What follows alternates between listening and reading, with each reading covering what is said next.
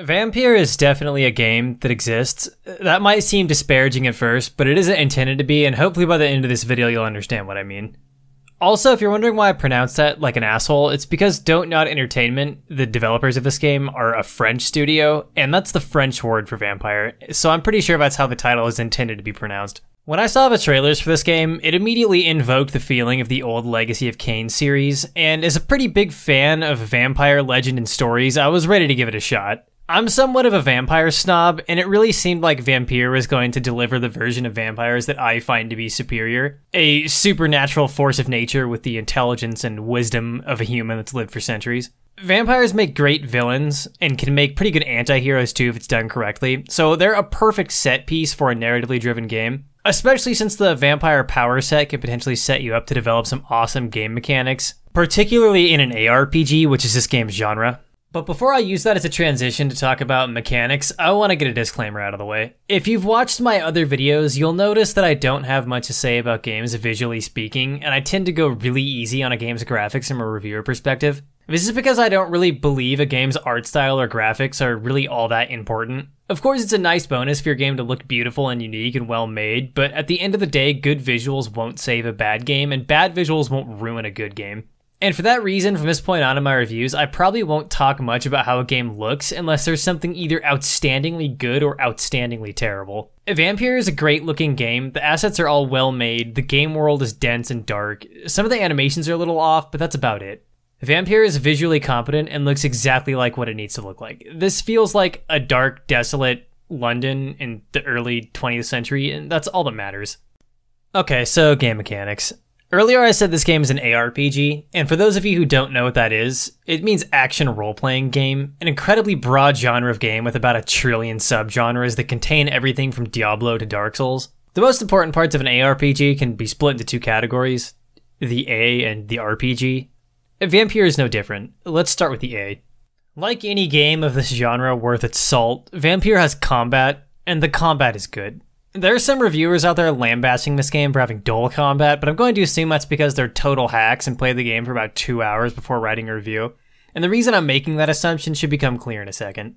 So Vampyr's combat gives you a lot of options. You have a main hand and an offhand melee weapon, you have a variety of vampire-themed abilities, and since this game takes place in 1918 on the heels of World War I, and is a fairly modern setting, you've got ranged weapons in the form of a few different guns. You also need to bite people to refill your blood meter, which is the resource you use to use your vampire abilities. It's basically like a mana pool in any other RPG. At first, combat does feel dull, because at the start of the game you have access to very few of these options, and you can't hold very much blood, so you won't be able to use your abilities very often. All of this makes fights feel very repetitive, especially with how the bite mechanic works. So you'll notice these enemies all have 2 bars. The red one is their health, which should be obvious, but the white one below that is their stun bar. Certain weapons and abilities deal stun damage, and if you deplete an enemy's stun bar, they're stunned, and then they can be bitten to refill your blood meter. The more you stun an enemy, the harder they are to stun again, so at the start of the game, especially during a few early boss fights, you find yourself landing stuns just to use a few abilities, and then going back in to grind out another stun to refill your blood meter. And because your melee weapons are trash at this point, and your guns have very little ammo, this sort of feels like your only option. However, all of this changes in the mid to late game when you really start to flesh out your arsenal. Once you have a wide variety of abilities and you've upgraded your weapons enough for them to be useful, as well as upgraded your blood meter to a higher capacity, combat starts to feel amazing. Flying around the fight using badass vampire powers and pulling a gun when you get desperate just feels amazing from a gameplay perspective. All enemies also have certain resistances. Damage types are split into 4 different categories: melee, ranged, blood, and shadow. Since certain enemies are more resistant to certain damage types, you want to make sure you have something with all 4 types of damage ready to go for any enemy you might come across. The game enables this by giving you 5 different ability slots you can equip abilities to, so you usually have at least 1 of each different damage type. All of this combined together makes for a great feeling dynamic combat system, but this system does have flaws. Realistically speaking, a combat system is only as good as the enemies you're fighting. Dark Souls has combat mechanics that are about ankle deep, but all of the enemies and most of the bosses are designed so well that it feels great to fight them, even though your options in a fight are pretty limited, and combat is fairly slow and heavy. In Vampyr, you have a great dynamic combat system, but it falls apart during basically every boss fight in the game. For one thing, almost every boss in the game is just a recycled normal enemy, so their designs are really boring. Vampyr's combat shines when you're fighting a bunch of goons, but it really falls flat during one-on-one encounters. There is one exception to this though. Later in the game you start fighting these guys, who are vampires like you. They have access to some of the same abilities you have, and these fights can be pretty tough if you're playing without healing items and abilities like I did. These really feel like badass vampire duels and are a good example of how amazing boss fights in the game probably should have been. Also, I mentioned I played without using healing items or abilities. Let me explain why that is. So in Vampyr, you can craft serums that can be used to heal, and you can also take this autophagy ability that will heal you using your blood meter. Being able to use all this to heal really makes the fights feel like they have less consequence. At first I felt like I was just sleepwalking through combat because any damage I took could be so easily mitigated. But once I unlocked enough abilities to fill up all 5 ability slots and dropped autophagy, I realized the combat was about 10 times more compelling if I couldn't just press L1 to get out of jail free every time I fucked up and took a little bit of damage. You've got a lot of options to play the game how you want in terms of combat, and it's well done, even if the boss design is garbage. And honestly, since this is Don't Nod's first shot at a game of this genre, it's pretty impressive. Also, there is something really goofy about a vampire carrying a gun. Like, imagine you're talking to one of these vampire hunters and you're like, whoa, dude, you're a vampire hunter? That's crazy. What do vampires do during fights? Do they, like, explode into a red mist and fly around the battlefield tearing rookies to ribbons?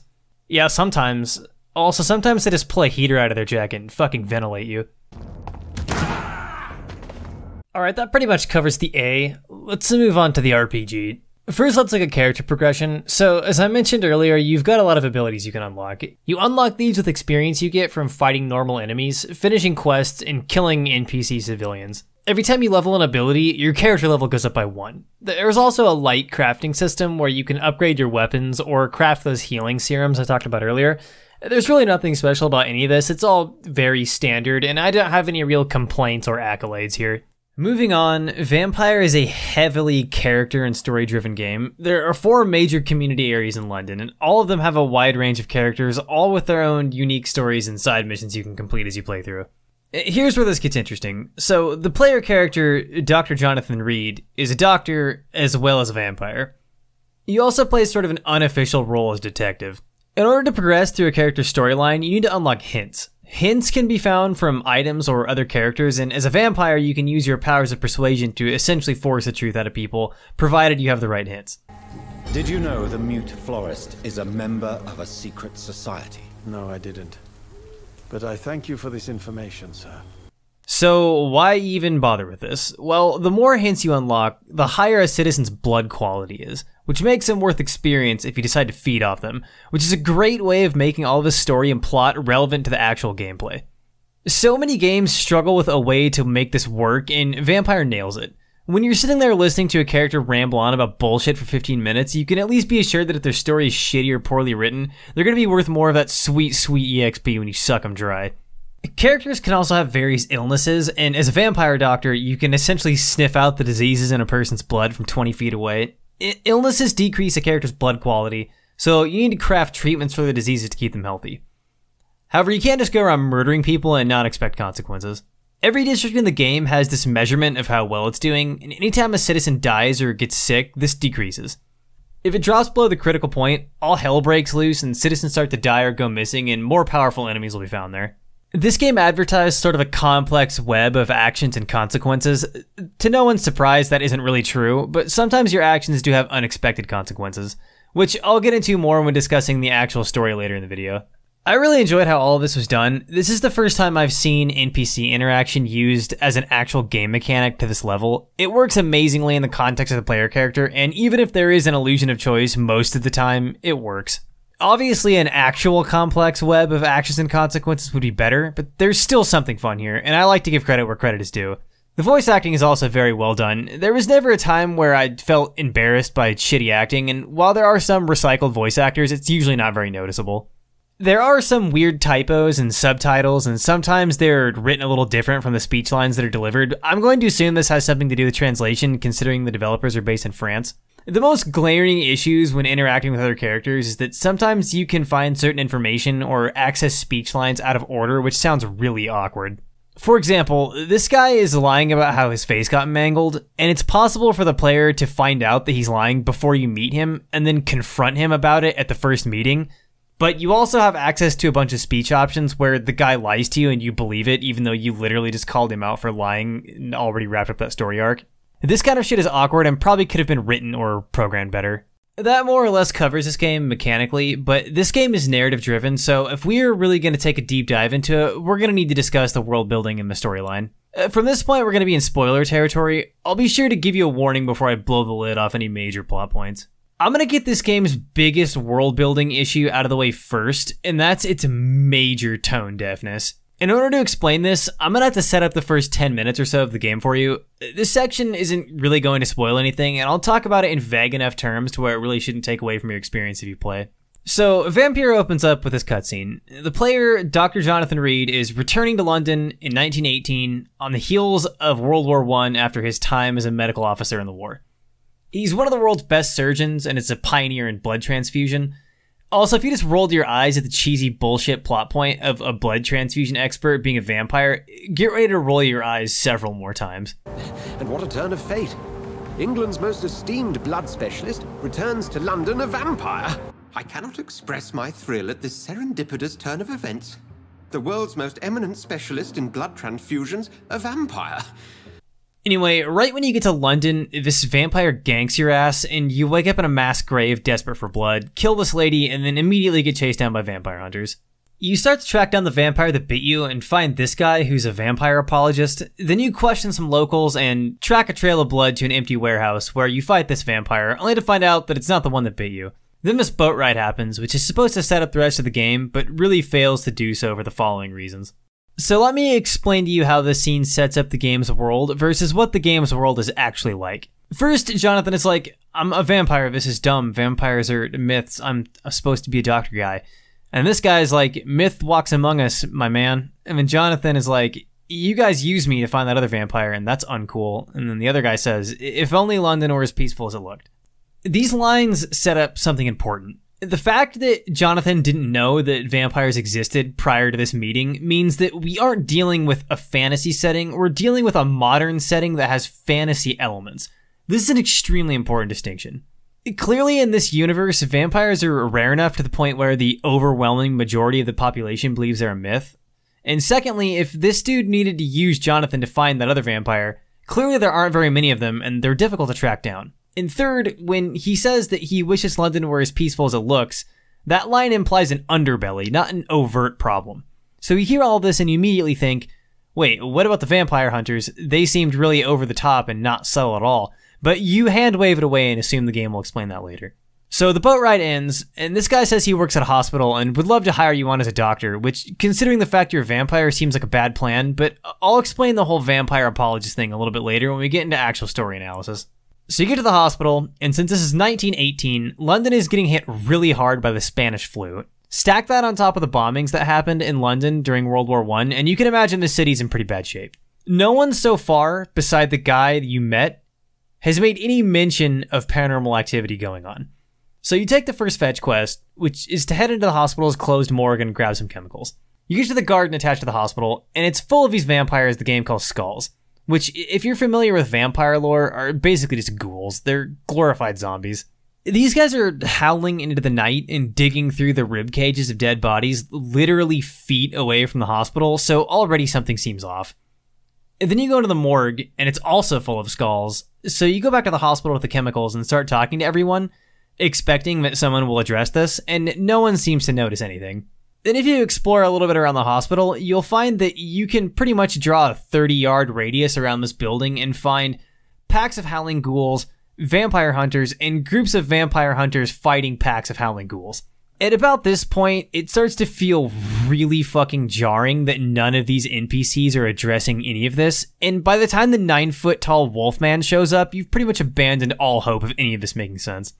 The civilians are completely and totally oblivious to what's going on around them, and it's very awkward. This lady, for example, is making fun of her husband for believing in monsters, and literally right around the corner from where she's standing, there's a group of vampire hunters fighting a pack of snarling ghouls. I realize these are NPCs in a video game, and they can't leave the small area they're scripted to patrol, but this isn't supposed to be canon.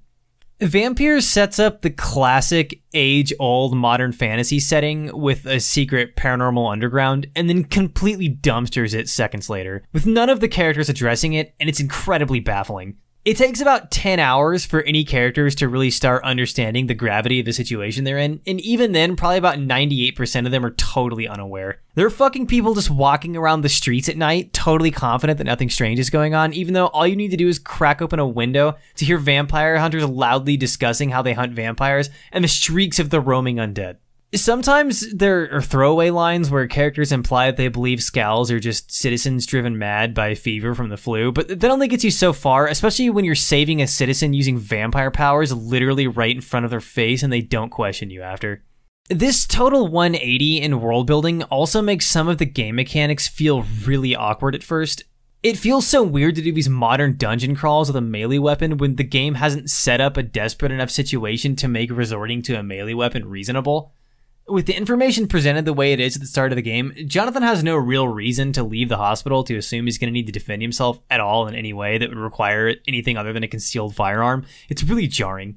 But like I said, after about 10 hours, the world building starts to make a little bit more sense, and you start to fill in some of the holes and understand what's going on. But at this point, there still hasn't been a single person who's addressed the werewolves, including Jonathan.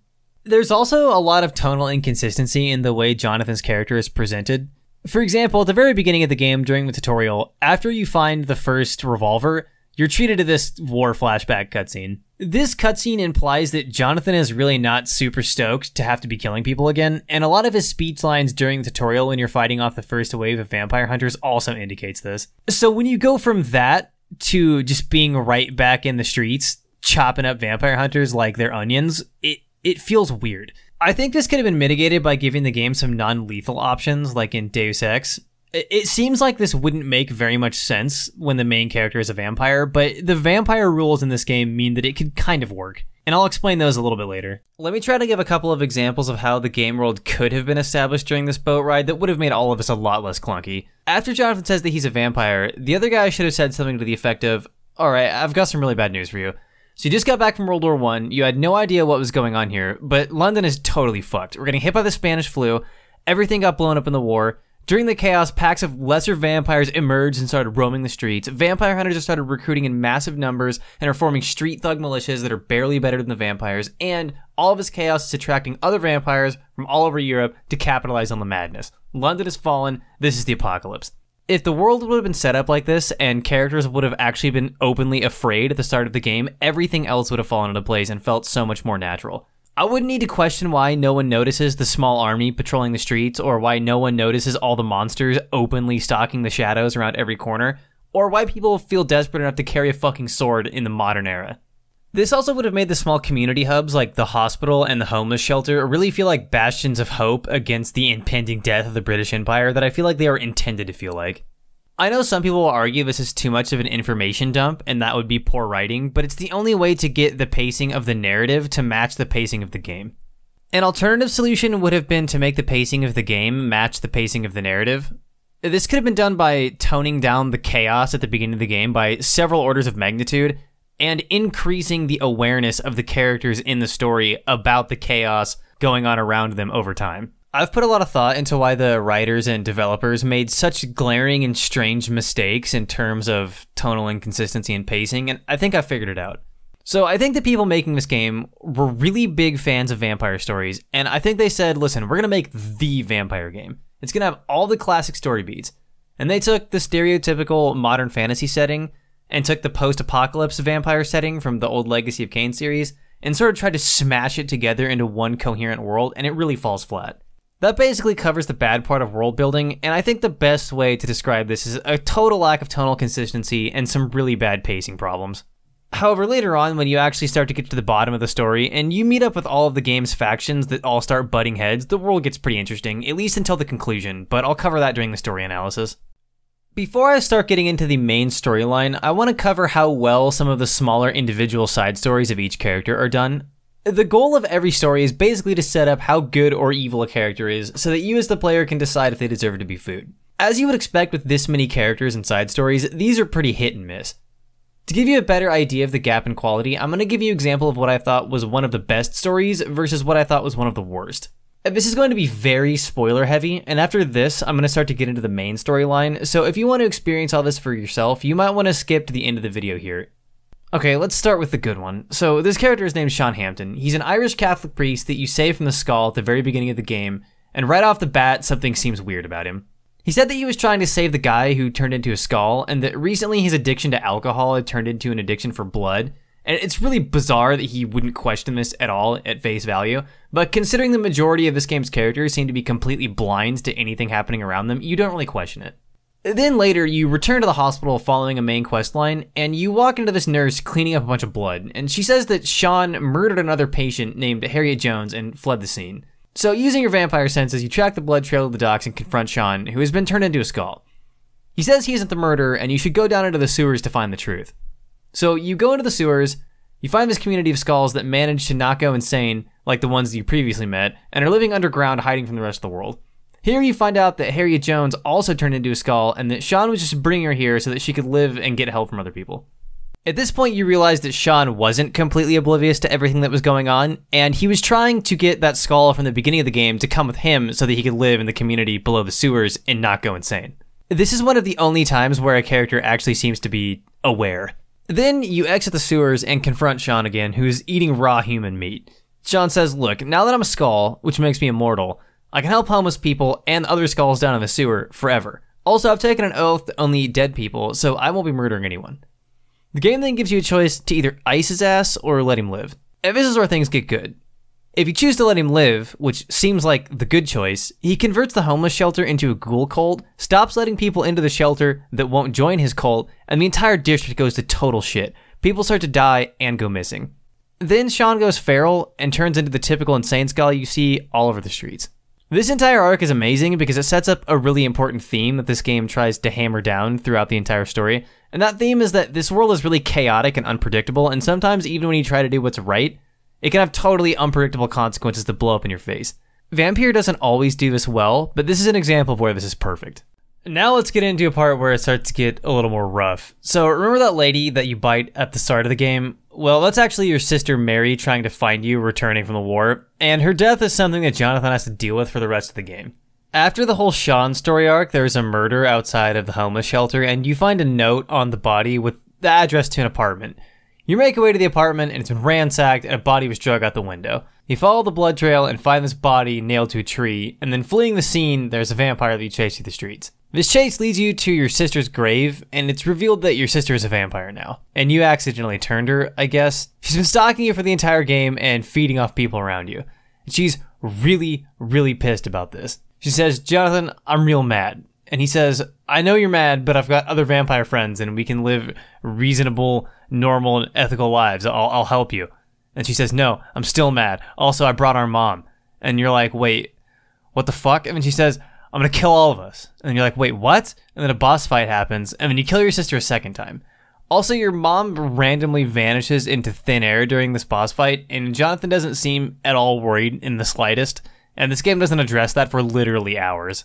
On top of all this, we're about 15 hours into the game, and no one has mentioned the 9-foot-tall werewolves. So why is this terrible? Well, first off, the game doesn't establish John's sister in any way, shape, or form prior to this. We don't get to see what she was like before she was turned, whether or not she was a total asshole, or what the deal is. So when she just shows up completely out of nowhere as a villain, it makes zero sense and has no weight to it because she was never developed as a character.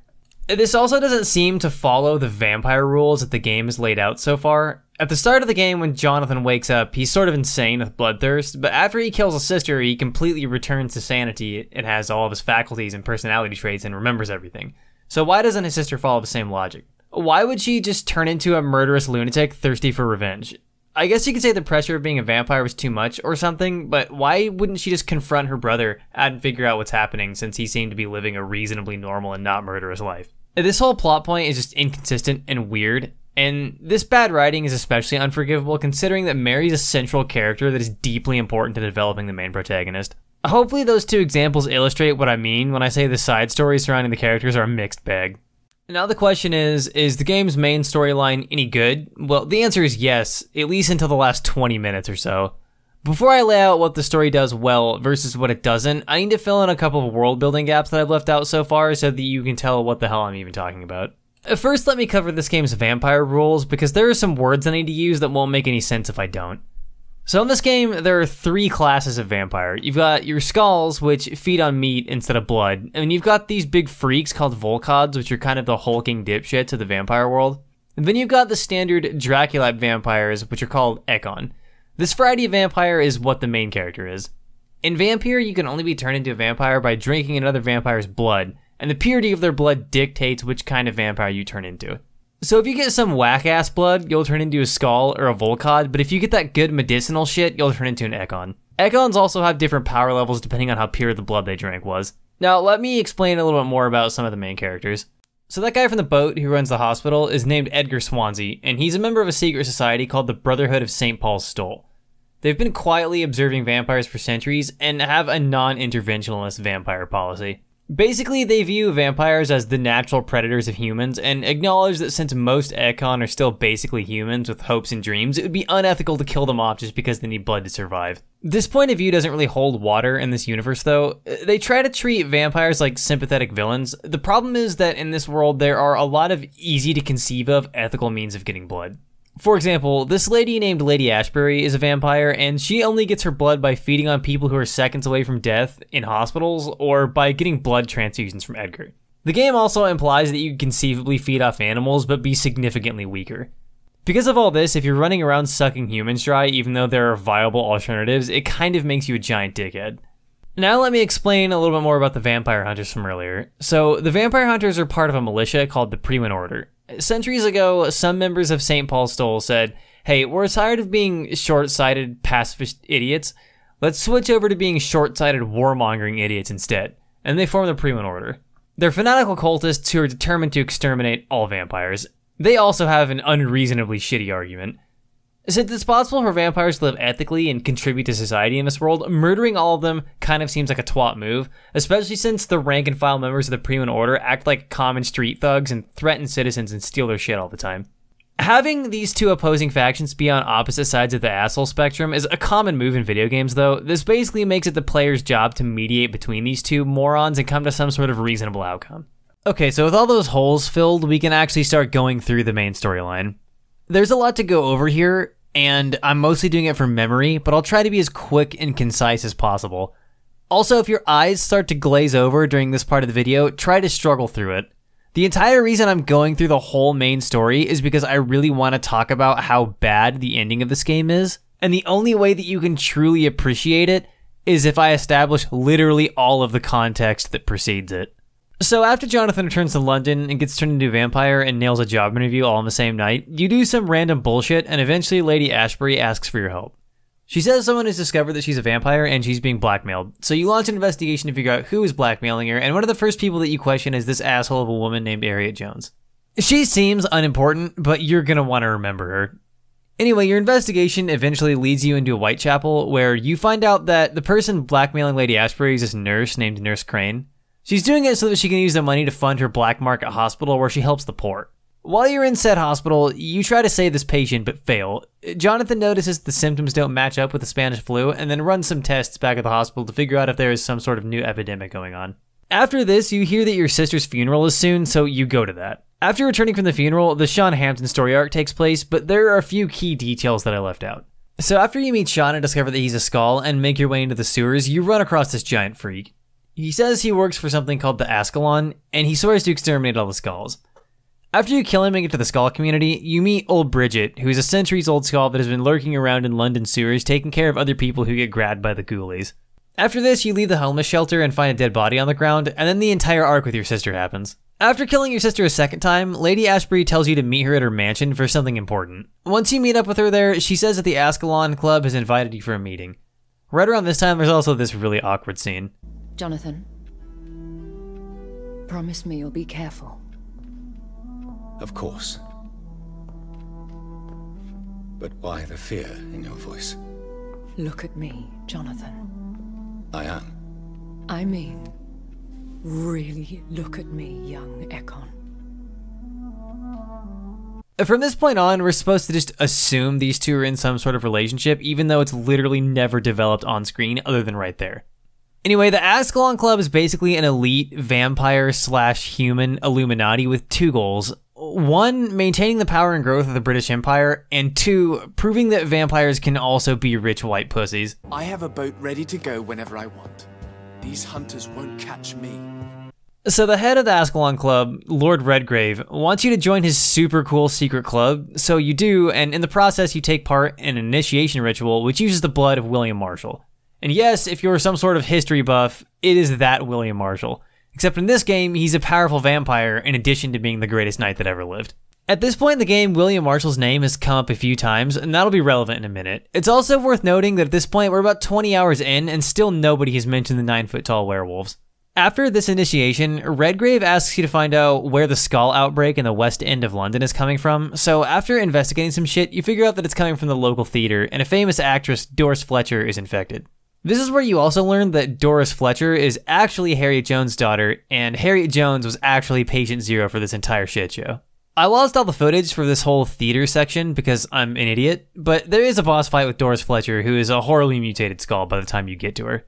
After returning to Redgrave to tell him that you stopped the source of the epidemic, he tells you that your next task is turning a human member of the club into a vampire so that he can be rich and white for all of eternity.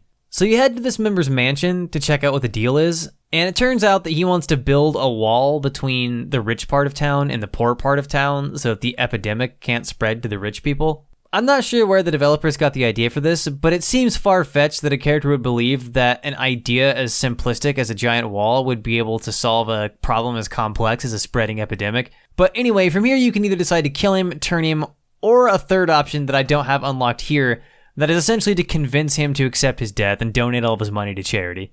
I killed him, so Redgrave threw a baby hissy fit and kicked me out of his secret club. Afterwards, you meet Bridget outside the mansion, who says that she used to be Redgrave's wife. She says that he has some shitty lame blood that can only make skulls. What a loser. She also tells you that there is some whack shit going on at the hospital and that you should get there immediately. So you get to the hospital, and Swansea has been kidnapped. So you follow the blood trail to his room at the top of the hospital where McCollum, the leader of the vampire hunters, blasts you with a UV light. He says he knows that you and Swansea created the skull plague, and then the light shorts out for plot reasons, and you fight. But before the fight, McCollum drinks the blood of King Arthur to protect him from your vampire bite, or some shit. This is the first piece of foreshadowing about how this entire storyline is about to fall apart. So after slapping this idiot around because you're a fucking vampire and he's a LARPing ding-dong, you can either let him live, kill him, or turn him. I let him live because I'm a real nice guy. After this fight, you find out that the Pre-Win Order has set up a base camp in that old theater from earlier, so naturally you head to the theater to save Swansea. You find him tied up and dying, and he tells you the truth about the skull disease. He had been using Lady Ashbury's blood to experiment on patients at the hospital, and he used some of it to treat Harriet Jones without asking anyone, which resulted in her becoming the origin for the entire skull plague. Here you have the option to either let him die or turn him into a vampire. I turned him into a vampire because I'm a swell dude. While exploring in this old theater, you find some documents and a journal that the Pre-Win Order are researching. The journal is an old journal of William Marshall, and it details a possible cure for the vampire disease. You also find out that the Pre-Win Order has been trying to kill William Marshall for literally centuries, but he always manages to barely escape their grasp. After this, you break the bad news about the skull plague to Lady Ashbury, and she freaks out and jumps out a window for no reason. Okay, so this next part is very important. You could even say that the entire reason that I walked you through the plot of this game is specifically so that I could discuss this part in detail. So now you have 3 ingredients you need to make this cure. The blood of King Arthur, the blood of William Marshall, and insulin. The goal is to make this cure and test it on Harriet Jones to see if it works. So the leader of the Pre-Win Order has the blood of King Arthur, the leader of the Ascalon Club has the blood of William Marshall, and insulin is at the hospital, which is where Swansea is. This makes it the de facto stand-in for the Brotherhood of St. Paul. And Harriet Jones is still in the sewer community, which means that this mission ties together every single faction in the game and puts you in the middle. By now you've also learned a number of important details through side quest dialogue and collectible notes. First, the Brotherhood of St. Paul knows a secret ritual capable of banishing even the most powerful vampires that they use whenever an elder vampire gets out of control. And the leader of the Brotherhood, which is this guy, can accurately predict the future and seems to be all-knowing about the past and has the power to resist vampire abilities. Second, the vampire that made you has been talking to you telepathically the entire time and presenting himself as this blood ghost and claiming that he chose you to be some sort of champion.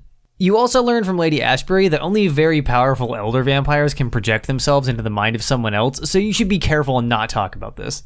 Third, this guy says that he once saw the ghost of an old woman picking up massive beams on a docked ship at night like they were nothing, and the implication is that it was most likely old Bridget. So at this point you have all 4 of the game's major factions coming together into this one massive plot point, and a whole bunch of additional information that you've been building up over the entire game, and at this point the game seems to be pointing you in a direction somewhat approximate of this.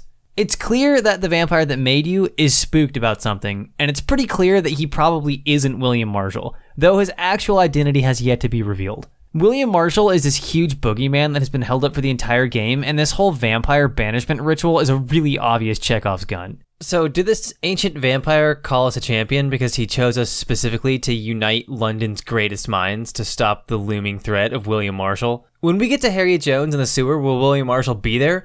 Will McCollum pop out and act all angry and then be like, "John, you son of a bitch"? Then will Redgrave walk in with his favorite tennis partner holding the blood of William Marshall? Will old Bridget bust through the wall like the Kool-Aid Man and say, "Do you really think you could throw a party in my sewers without inviting me?" and then tear off her old lady dress and be jacked as fuck like Master Roshi? Will the 4 of you have to fight William Marshall for just long enough for Swansea and Miss Cleo to cast their Harry Potter bullshit to banish him back to the Shadow Realm? How will this story conclude? You are eager to find out. So you go to Redgrave and say, "Hey, give me that blood." And he says, "No, you're not allowed in my club." And then you call him out for being a fake-ass gangster, and he says, "Damn, homie," and gives you the blood. Then you go to McCollum, and you say, "Hey, give me that blood." And he says, "No, I'm still mad about that thing that happened earlier." And then you say, "Fuck off, you drunk Irishman," and then he gives you the blood. So at this point you think, okay, so these 2 guys just gave me what I can assume is their most prized possession, literally for no fucking reason, and just trusted me even though I've fucked them over incredibly hard. Surely when I go to the hospital to get the insulin, there will be some sort of encounter. Nope, you just walk into a supply building and grab it off a desk. Finally, you make the cure. This is it. The big finale. Time to get to the sewer. You get to the sewer and find everyone has been massacred by something. Okay, shit's heating up. How is this going to resolve?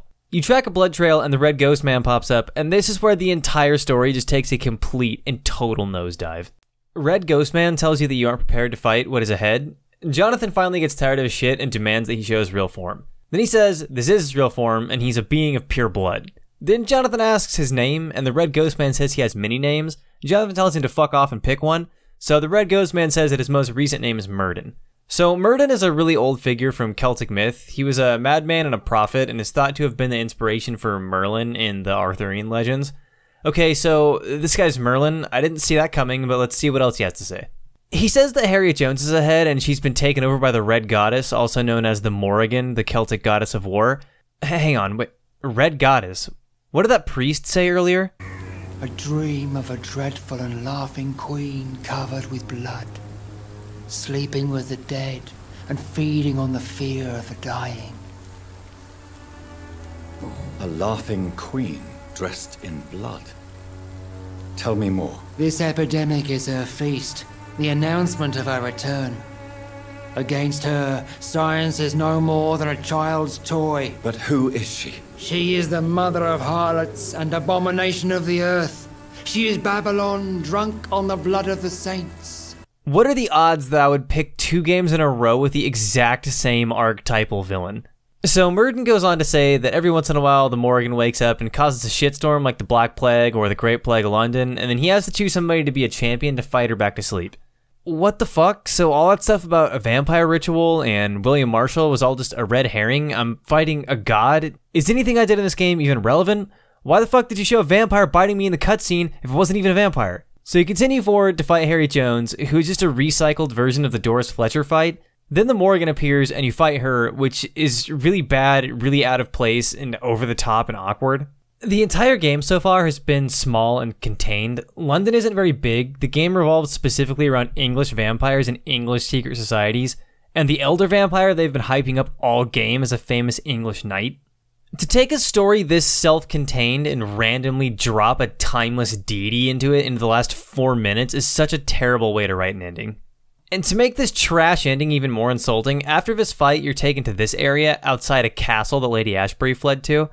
You find her in the basement with William Marshall, who's a crippled old man who hasn't fed on any blood in centuries, and the 2 of them basically explain this convoluted plot where once William Marshall was Murden's champion, and he fought the Morrigan and his blood was corrupted or something, and then Marshall turned Lady Ashbury and her blood was also corrupted, but then they cured her, and for some reason Her blood was still corrupt, so it made Harriet Jall start the Skull Plague, and then Lady Ashbury cuts off his head with a broadsword. So that's the big payoff. William Marshall's a crippled old man in a basement who dies sad and alone. This ending is so bad. There are so many loose ends that are never addressed. There are so many relationships between factions that are never explored. And worst of all, at this point, we're 30 hours into the game and nobody has mentioned the 9-foot-tall werewolves. I think there's a very ironic reason for this ending being so terrible. So because this game has a huge gimmick of a large interconnected web of characters and plot lines that are all supposed to actually matter, they created a situation where it's theoretically possible the player could have killed all or most of the important characters in the story by the time they reached the end. This meant that they either had to write and program a bunch of multiple endings or write one ending that had nothing to do with anything, so whatever choice the player made, the outcome was the same. Clearly, they chose the latter. So what happened was, in order to implement the illusion of choice, they had to sacrifice making an ending that was in any way compelling or satisfying, and that's really unfortunate. Well, that's the story, and if you skipped here from the spoiler warning, welcome to the conclusion. Referring back to my chart from earlier, Vampyr is definitely a game that exists. It's well made, it has some good mechanics, and a somewhat decent story that suffers from horrible tonal inconsistency and a very disappointing third act. There's nothing that blew me away about this game, but there was nothing that I found particularly awful. This is a great first attempt by Don't Nod to make more of an action game, but it fails to be anything other than average. I'm not really sure I can recommend this game to anyone, especially not for the full $50 price tag. Thanks for watching, and I'll see you in the next video.